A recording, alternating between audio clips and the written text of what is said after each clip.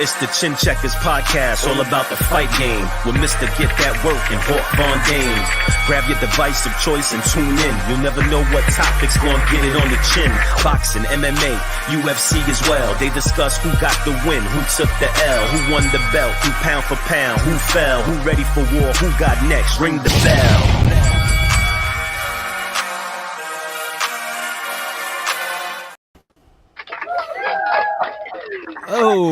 The applause. The applause. I like it. What's good, brother? What up, Playboy? I'm Von Dame. That's my brother, Mr. Get That Work. We are back with another episode of the Chin Checkers. What up, bro? I'm good, man. I'm good. Interesting light. You know, we had a lot. Not super exciting, but we had a lot. So, you know, Terrence Crawford, that's obviously, you know, that's a big one because everybody wanted to see him fight Earl. But I want to start with Lopez, man. Okay. I want to start with Lopez. You know, I like that we do the show when we got receipts, man. I had to put something up on Instagram, so I put my prediction, but I'm gonna let you get into it, and then I'm gonna jump into my whole little thing on Lopez. All right, so I thought it was a competitive fight. I thought it might have been a draw. You know, Lopez, he didn't look particularly. He didn't look great. He didn't look bad. So but he didn't look great. Remind me, who were you going with before the fight? Oh, before the fight, I was going with Lopez.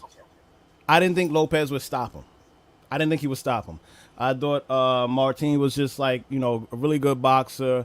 He was going to move around. He was going to be a tough customer, as everybody saw. And, it was a close fight. But I'm not sure if Lopez could fuck with any of these guys, man, at 140, man. I don't know, man. Oh, man. And I've been on record saying that I think he would destroy Josh because I think Josh Taylor's a bum. But now I'm like, I don't know, man. Like, that performance was bad. It was so bad that after the fight was done, I'm not sure if you heard or if anybody heard, but after the fight was done, he said himself, Lopez, he said himself on the ropes was, do I still got it? All right. So, I just want to get into it. Let me get into it, man. Does he still got it? Yeah, man. Come on. All right. Everyone is cheating. They're giving people too much credit before they deserve it. And they bashing the guy when he doesn't look good. Let's pump the brakes, bro. Let's bring it a little back. Before the fight started, I put up my predictions. I had to go and do a little film on this guy because it wasn't until we talked that I remember that this was the guy that beat Mikey Garcia. Right. He didn't smoke Mikey. He just outboxed Mikey. He presented a lot of problems defensively. He's pretty good. He doesn't have huge defensive liabilities, and he can box well. He boxes well moving backwards. Okay. Teo is more of a pressure fighter coming forward with a lot of power. He also has a lot of agility and move well. He's not the best boxer.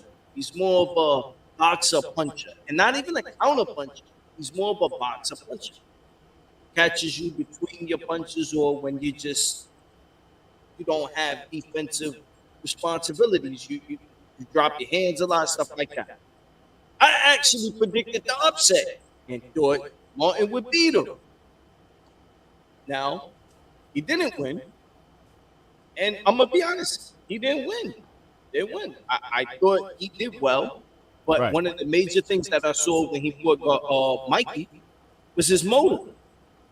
He outboxed Mikey, and Mikey's older, and Mikey may not have the same animal in him. I figured that would be the same issue that happened here. And he didn't go for the win. He outboxed Fimo at moments, but didn't do enough to win. That whole garden was there for Fimo. It was a New York show. You know, everyone was in there to showcase Fimo. Fimo did what he needed to do. He beat up a guy who was pretty much a better boxer than him.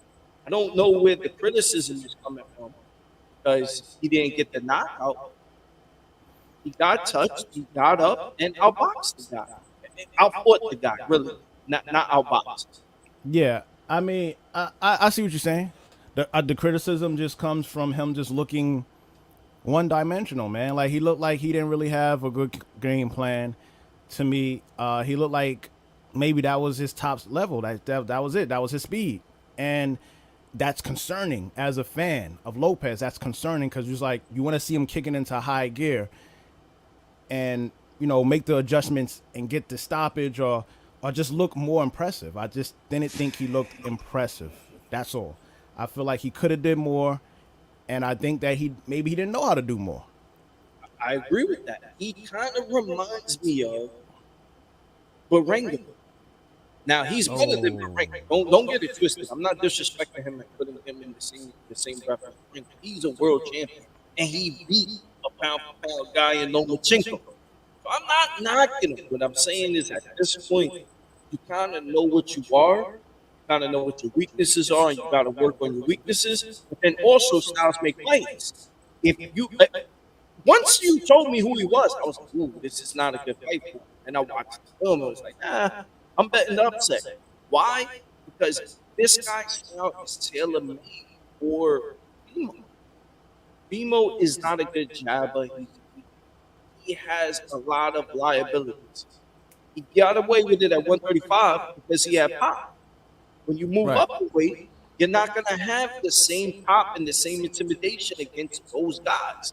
So you're going to have to adjust. In the first fight, he looked well. He showed a lot of movement, a lot of boxing skills. But in that fight, he showed the same problem where his jab hand, his lead left hand is low, and he's also coming in with it and not blocking his face, and he's getting beat to the punches instead of boxing.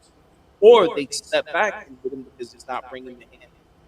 Now, if you're going to have your hands down, you better have lightning reflexes where you don't get hit. And I think he has the agility to do it. He's just not. So, look, I agree with you, Hulk. I agree with you. I think what Lopez reminds me of, and this is gonna sound real crazy right now, but what Lopez reminds me of is a whacker. Not saying that this person is whack at all, but he sounds like he's on a closer downhill, kind of like Roy Jones, where the talent got him to a certain point. When he got in there with somebody real technical, it wasn't good. And that's what it's starting to look like early on, where his talent and his natural gifts get him to a certain point. But if he gets in there with somebody who's a real technician, it could be a hard time for him. Yo, that's a great analogy. But the only difference is that the people don't know it. Roy was at the end of his growth. That's true. It was age that made him lose it. Fimo's not old. That's why I'm more concerned. Yeah. I would agree, man. I just think maybe he needs to work with a different trainer. I think that there also might be something more going on. I don't know if you noticed it, and I don't want to read too much into it. We have no connections. We don't know anyone out there. But did you see after the fight during the interview, he asked for his baby, and his baby moms ain't passed him the baby. Right. And then he said it. What's going on? I can't even and he did it again and when he grabbed the baby and she didn't give it. After the fight, and they have him in the corner, just looking in his eyes, looked like something other than boxing this ball. That's just my opinion. He does look like he's probably going through some stuff. And, not for nothing, he gets a lot of criticism, and I think the criticism that he gets is fair because, at times when he does his interviews and stuff like that, he seems a little delusional, for the lack of a better word. Him and his dad seem a little delusional, so maybe he does that to keep himself confident, and I understand that. It's just, his performance, maybe it's playing on his performance as well because he didn't look great. He needs to go back to the drawing board. Like you said, maybe he needs a new trainer. Maybe he needs to get a little more technically sound. He said he worked on a lot of things, and, he can't wait to show everybody the improvements. I just didn't see it. He didn't do a jab. He should have jabbed a little more. He talked about going to the body. He didn't get to go to the body as much. And then, even though it was a knockdown. It was a flash knockdown. He got knocked down. It could have counted another knockdown, which could have cost him a fight. I don't know. I think he needs to go back to the lab and really reevaluate if he wants to do this, because he's not looking confident in himself, and that's always a red flag. If you're not confident in yourself, that's a red flag. So But it was just this specific fight, because the other fight he had at one point, he looked good, and that's where I think styles make fights. And in this situation, he just got in there with a guy that's a better boxer than him and is more different, and he won. He didn't look good, but he won. I think the thing is he has to work on his defense in terms of his left hand. He got caught throwing a lazy jab against George Kimbosa, and not even a lazy jab. Just didn't bring it back. He got caught several times with this guy, not only with the knockdown. It was the same check all fight. yeah, So it wasn't just one thing. It's the repeated actions, not. But I don't want to bash him stuff outside. Just for me, that looked like something. And another thing, when you said they asked him if he still got it, that is not the place to be having that conversation. no. Nobody asked him. Yeah, He said it to his. He said it himself. Do I would- still got it? He said. I think that he might have said that to his dad. That's Asking what his. Yeah. With Yes. that in the ring with him, it was him and some dude with a suit having a conversation. That was not the time to have that conversation. Yeah, absolutely not. You know, that's something you have behind closed doors. I do think he has it. He needs to fight more people that are suited to his style. His styles make fights. Or if you're gonna get in there with a sister, Well, you have to work on those things.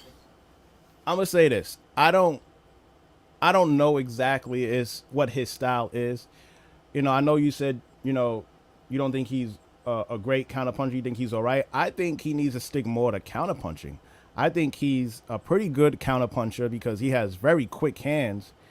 And I think he needs to be a little more patient with his attack, because sometimes when he attacks, he comes straight ahead, he gets caught with a shot.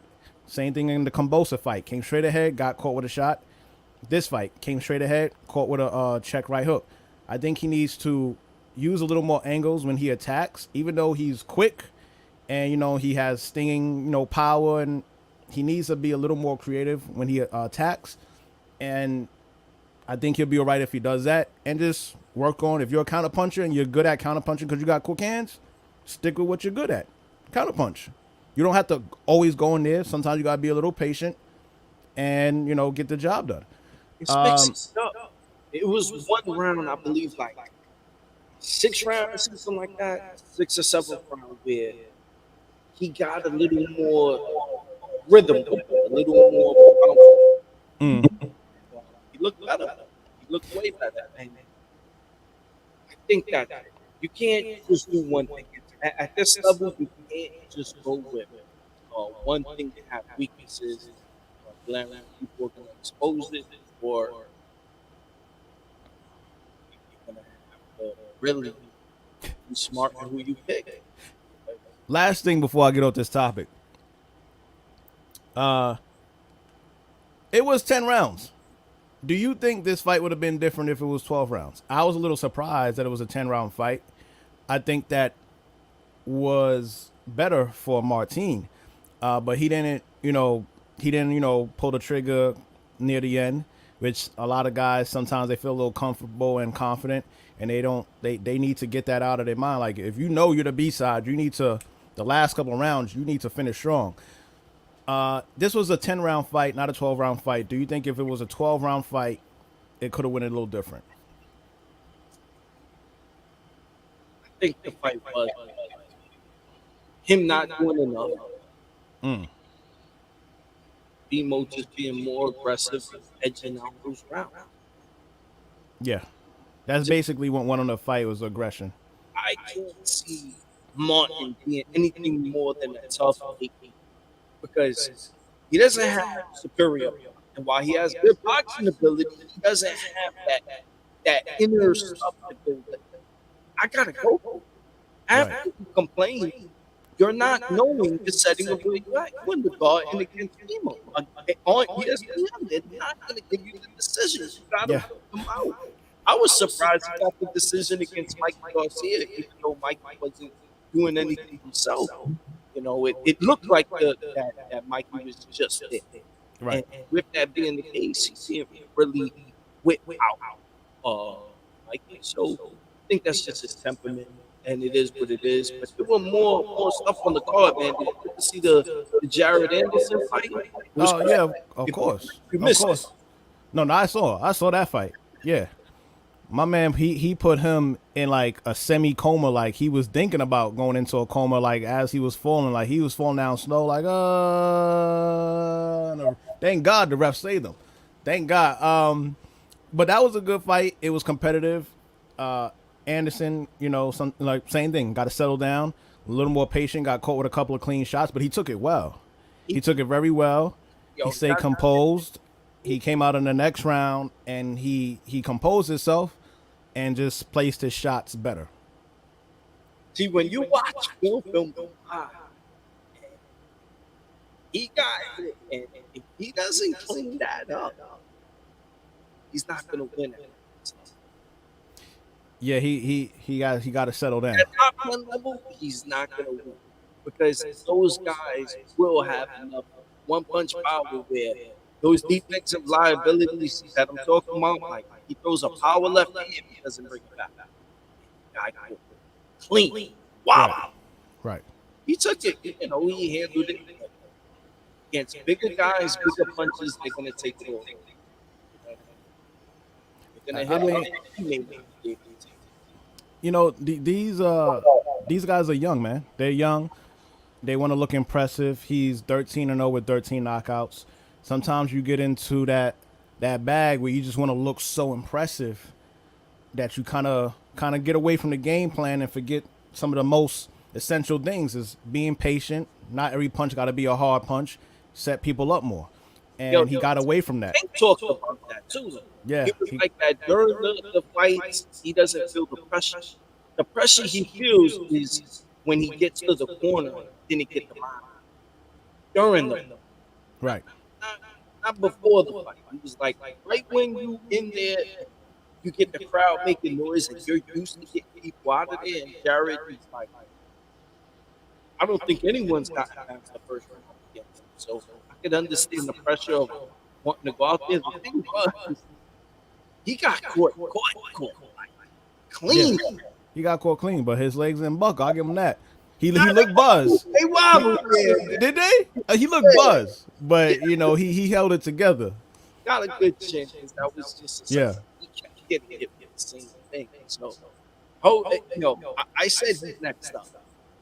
Predicted it very early. I feel it. After seeing that, he's got some stuff to work with. Yeah, he got some work to do. You know, there's a lot of potential matchups in the heavyweight division. Both them out. He made sure he called out certain people, but you could see he didn't call out Wilder and he didn't call out Fury because he probably knows not yet. Maybe the other guys I might get them, but Wilder and Fury, yeah, not yet, not yet. He called out White. I think he even mentioned Joe Joyce. I think that would be crazy. Michael Hunter. So that would be a good fight. And either one of those would be a good fight. Yeah, the dangerous is him and Dillian. Because Dillian is surprisingly a good counter punch. Right. He would see the punch, and if he has the ability to get out the way, he could hurt him. Problem is Dillian White sometimes doesn't get out the way and it's knocked out, and then blames you pushing him for the knockout. Yeah. That's the type of guy he is. Yeah. There was some other stuff happening too. Well, Keyshawn was good, but honest and I know this is your boy. This mine's too. Xander Zayas, even though he didn't stop the guy, and everybody was very impressed by Jared Anderson knockout of the dude that he fought. I was really impressed by Xander because he showed like so many dimensions to me. He showed he could take a punch. He showed that he could slug. He showed that he can box. He showed that he could keep his composure. He was in there with a guy who's had more experience, and he, all around to me, looked good. Yeah. You know, it wasn't like a knockout. He didn't clean. You know what I'm saying? It wasn't like that. He just showed that he has toughness and he has the mental stability to keep his focus and stick to his game plan. And he didn't look unconfident at all in the fight. Even when he took shots, he looked very confident and he did what he had to do. I was very impressed by that young man. Very impressed. I was too. I think rather than them putting the fast track on him, get him more. Yeah. Get him with a lot. And even if they aren't really big name or televised fights, he's so young. People forget. I think he went 16 and 17. He was like he's just really young. You got to get him the experience. You can't expect him to go out there and be this world beater because of his skill set. He's not physically, he's not there yet. He doesn't have enough power. That's what I see in his game. If I had to call it the way he just doesn't have power. You know, he has enough power to keep you honest and absolutely demands respect, but he just doesn't have. Even to compare him to the female, when people feel females' power, they're a little hesitant to go out. I don't see that with Xander, but I do see his skill set, and like you talked about, it's all over. Body work, boxing, everything, pressure. And they were talking about his defense, but I didn't think his defense was awful. I just thought he was beating with punches. His hand were there. Little tweaks. I just think he needs to get in there and fight. Yeah, I mean, his defense wasn't 100% perfect, like you said, but he was in there, and it was kind of a dogfight. He was in there with a guy who had experience, in there with a guy who wasn't just going to lay down, and he looked good. So I thought he had the best fight of the night. Yeah. Over the Crawford, you know, I think that was a safe bet, man. Crawford KOing this guy. So far, he has stopped everybody in the welterweight division. And Adonishan, whatever his name is, no disrespect, but there was no different. You know, Terrence Crawford, just like we said before, knowing how to be patient, you know, set your punches up, and that's what Crawford does. He's patient, but he breaks you down. He breaks you down, and that's what he did to this guy and got him out. And it was a little different from a Crawford KO because this guy was out. It was a 1-2 and it was out. He didn't see it coming, or he wasn't. I don't know what happened, but he was out. A punch between the punches, and that's actually where David gets hurt. Yeah. Just regular boxing, he has the earmuff defense, very high guard, but when you punch with him or punch through his punches, that's when you're able to hurt him. Crawford did just that. I don't. It was impressive, but I didn't want to see that shit. Come on, man. All know what we want to see. It is only one fight for him and Errol Spence to fight. Supposedly they got Errol Spence and Keith Thurman. I'm just a little upset with what's going on with boxing. Or some other news, man. We got Tank versus Hector Garcia. Not the Garcia we wanted to see, but supposedly they got the fight in the making. Supposedly it's already signed. I need to see the contract before I get too excited. Right. I'm starting to get excited. We got Tank.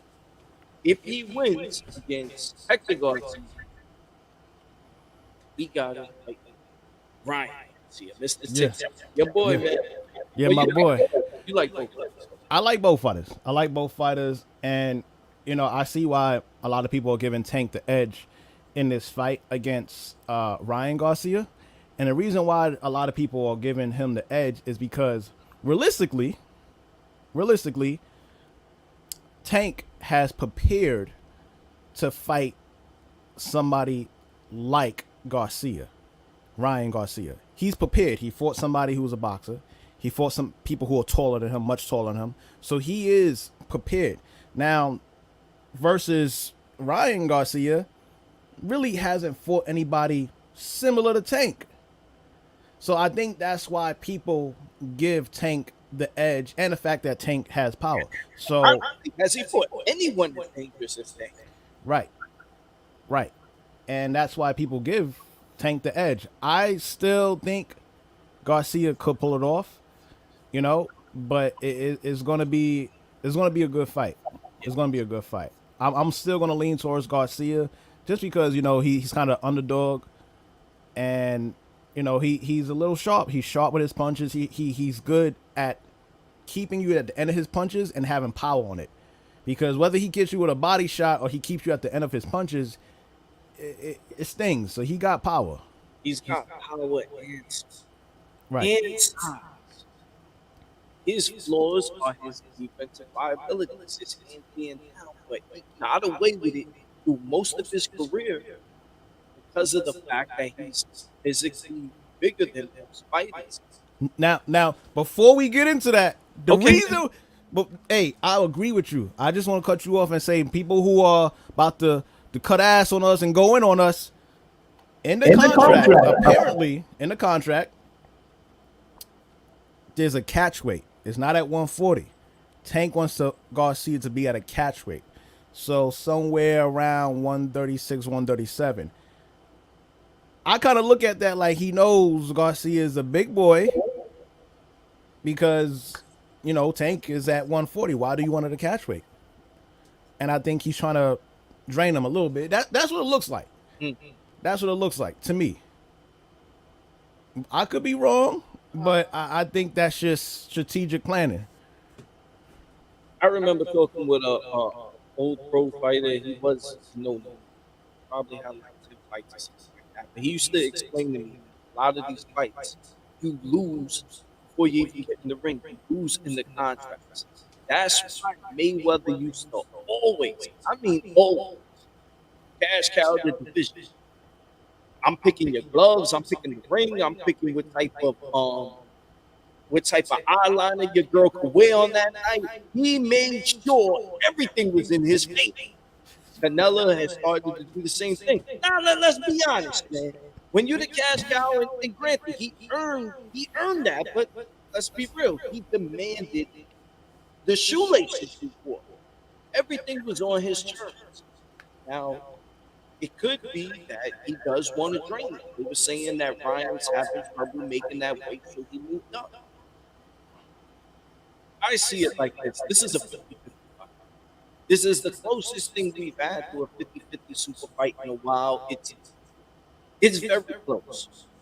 I actually was going to pick Barrios to beat Tank, and I remember saying on the episode, I got him winning. But I saw him feeling that Barrios was hurt to the bone. Mm-hmm. I can see that being the same situation in this one. There is no way that Tank wins this fight. He doesn't. I think Ryan can win multiple ways. The thing is, I think that if Garcia hits Tank could take it.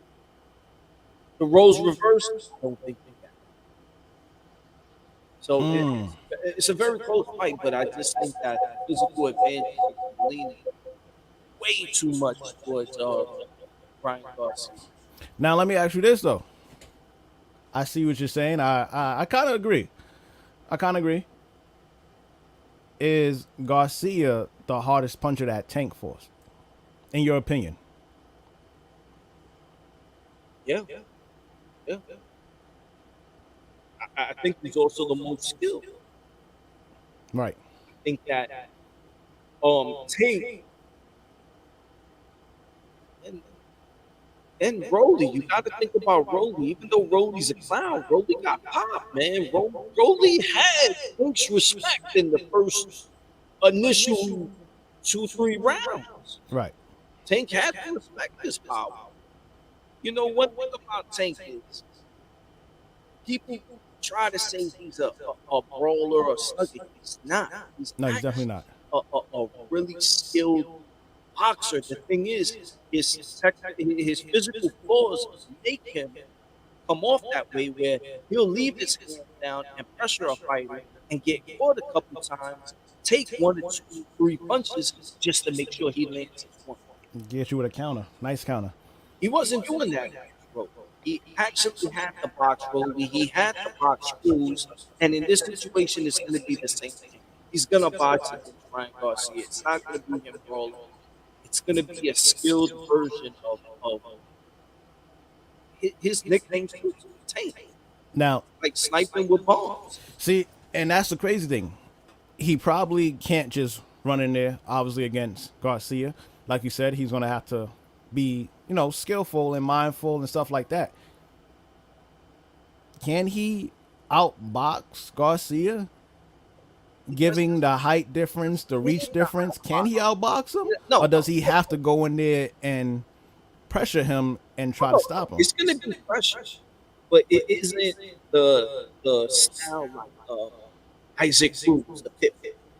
It's not him just running in there, blocking earmuff defense and winging punches. He's skilled and calculated. He watches people when they throw punches. He makes them miss. He fires back. It's a lot more skilled when you're watching and breaking it down. The only reason we don't do a lot of film breakdowns on here is because they get taken down.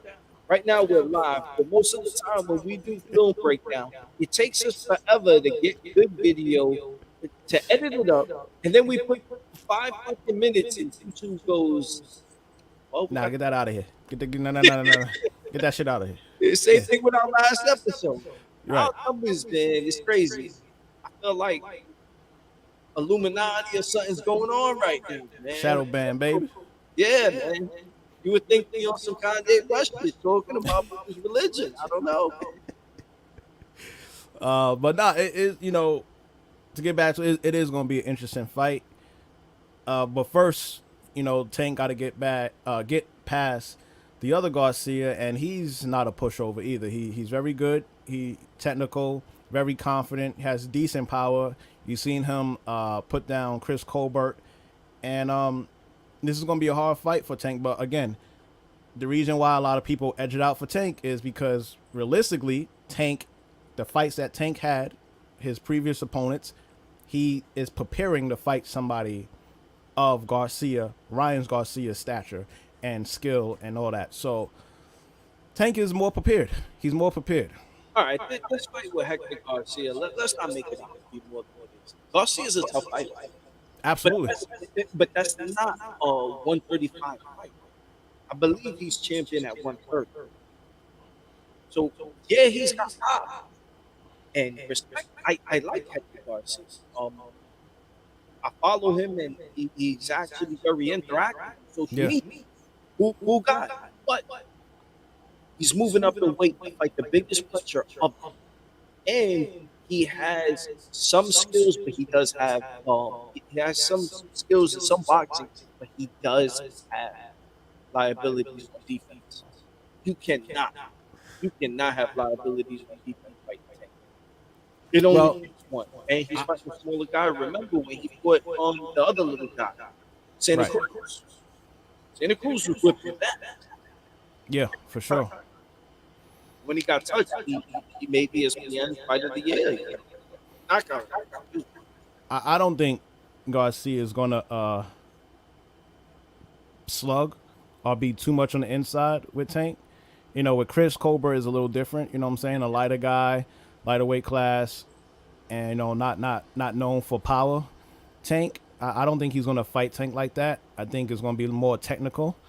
And Tank is probably going to have to put some pressure on and use his counter-punching abilities to stop him. But it's going to be a competitive fight. It's not going to be easy. It's going to be hard for both guys in this fight.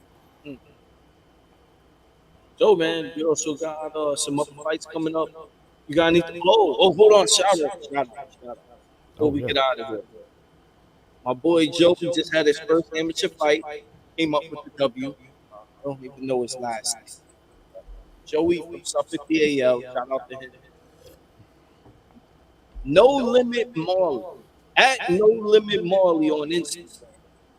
Jamali Tucker is Jihad Tucker's little brother. He's about 13 years old. He is ranked second in the country.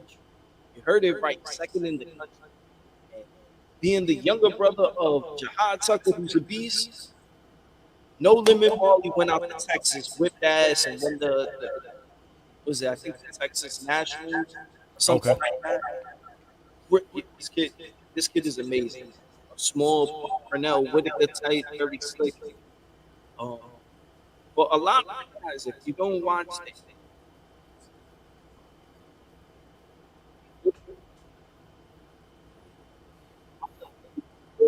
guys like Jacob and Joel Spence and Amani Gaston and Marley Tucker, tough kids. Within a couple years, I want to give them about 6, 7 years. You'll see him on ESPN doing the same thing his brothers do. You know what I mean? Yeah. Yeah. Yeah. Yeah, man. There's these up and coming guys are awesome, man. You know, like our friend of the show, you know, buddy Arion as well. Like, Yes, sir. can't wait to see him on the big screen, man. Cannot wait to see him on the big screen. He actually just got his ring yesterday from the Ring Masters. Yeah. He was the winner last year. They did the ceremony. So shout out to Arion too. I guess that's it. Boy, you got anything else? Nah, man. That's about it, man. What fights we got coming up? Cause Frank Martin versus the Ali. oh, What was his name? Rodriguez. hey, boy, yeah.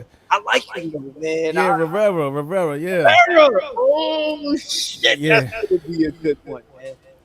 Ah. I don't think that's going the distance. I want to look at more film. I do everything, and I don't like to give my reaction so fast. But I think I'm going Rivera, baby. Upset Rivera, man. Yo, good fight, man. I'm excited. Certain shit like this, man, what gets people in. It's not so much the big name fights. Mm. It's these guys. They're up, coming, and they're hungry. And they're taking on another prospect, a young, dangerous fighter. Frank Martin's making a lot of noise, man, calling out a lot of people. He's a dog. Right.